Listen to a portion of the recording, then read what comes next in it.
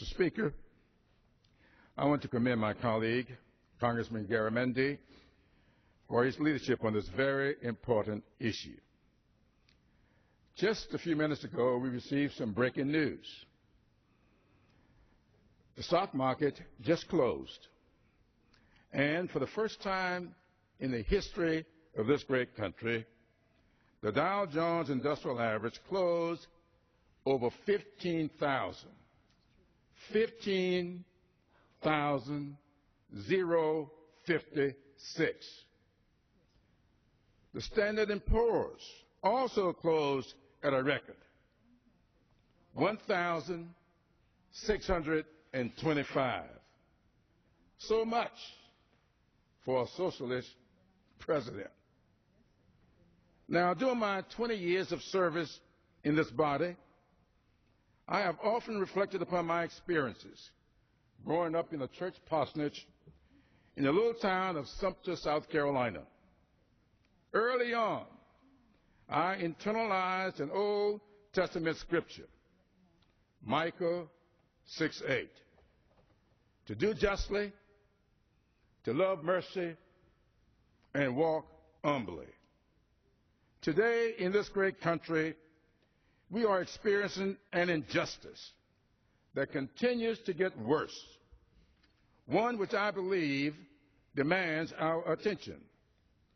Indisputable evidence continues to show that income inequality has worsened over the last 30 years. The Congressional Budget Office released a report back in October 2011 on the distribution of household income between 1979 and 2011. On the distribution of household income during that time, you might remember that the report came out just a few days before the so-called supercommittee held its first public hearing. I served on that special panel, and I raised concerns with the CBO director about the ever-widening gap between America's rich and poor. This chart from that CBO report shows that over the past 30 years, the wealthiest 1% have enjoyed income growth of more than 275%, while the lowest 20% have experienced only 18% growth. Working families across the country have seen their wages stagnate and decline as earnings for the top or the wealthiest continue to soar. In fact, earnings for the top 1% during the current economic recovery have risen 11.2%, but declined for the other 99% by 0.4%. I'm going to repeat that. The 99% have seen a decline of 0.4%. That is a negative, while the upper 1%, a positive growth of 11.2%. Now, my friends across the aisle will talk about the American dream and the ability of every American to work up to the top. But the numerous studies have shown that there is less economic mobility in America than most people think. The fact is that if you work hard, play by the rules, and take responsibility, it is currently harder to get ahead in America than in many parts of the world. Let me cite an example. 30 years ago, CEOs made an average of 42 times as much as rank-and-file workers. 42 times as much. Today, a newly released report confirms that last year, CEOs of the biggest companies in the United States made 354 times what the average worker made. 354 times. That is the widest pay gap in the world. Do most Americans believe that CEOs work 354 times harder than their average employees? Here is another example.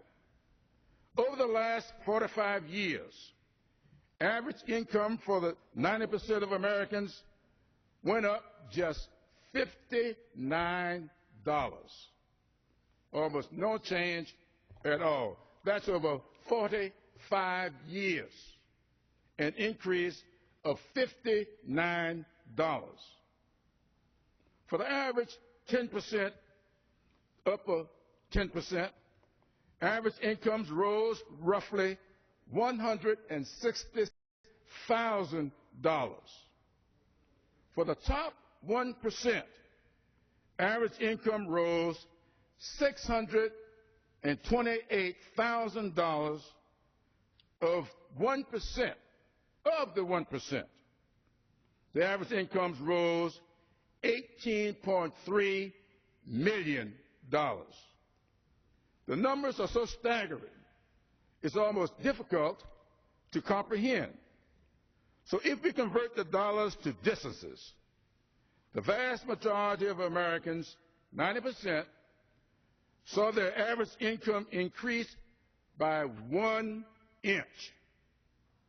The top 10% went up 168 feet. The top 1%, 888 feet.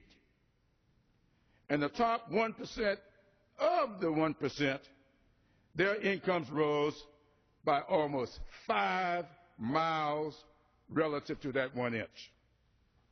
We are recovering from one of the greatest economic recessions in American history. As I said in the beginning, the Dow Jones Industrial Average just a few minutes ago closed for the first time in history over 15,000.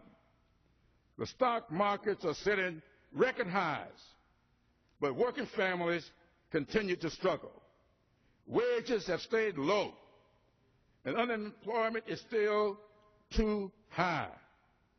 It does not have to be that way, and it should not be that way. This Congress can and must take direct action to restore a just economic system for working people. We need to raise the minimum wage. We need to boost Pell Grants, Head Start, and other support for public education. We need to invest in innovation and infrastructure to create jobs now and foster broad-based economic growth and prosperity. And we need to pass a budget that reflects the values of working Americans. It is time to do justly.